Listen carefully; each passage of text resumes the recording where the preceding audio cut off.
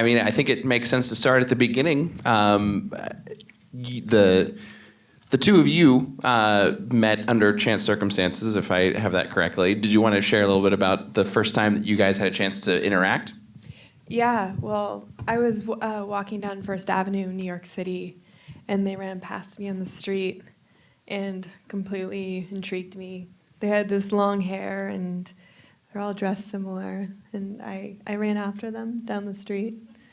And we met up at a crosswalk, and I asked them where they're from, and they said Delancey Street. I was expecting them to say, like, South America from a village that, no.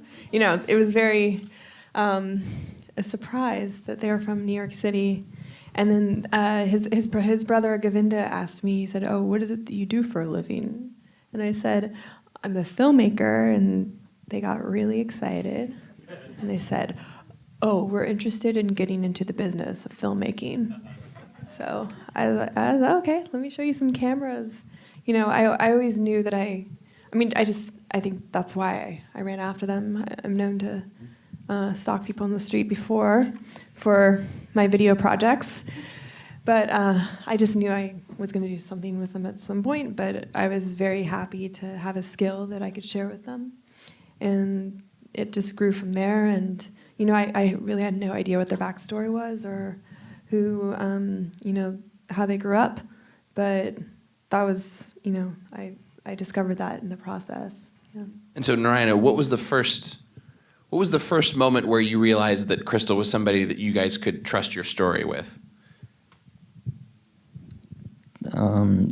That's very hard to say because, you know, like you said, it was a very organic process. We connected through film. You know, we shared a passion, which was filmmaking, and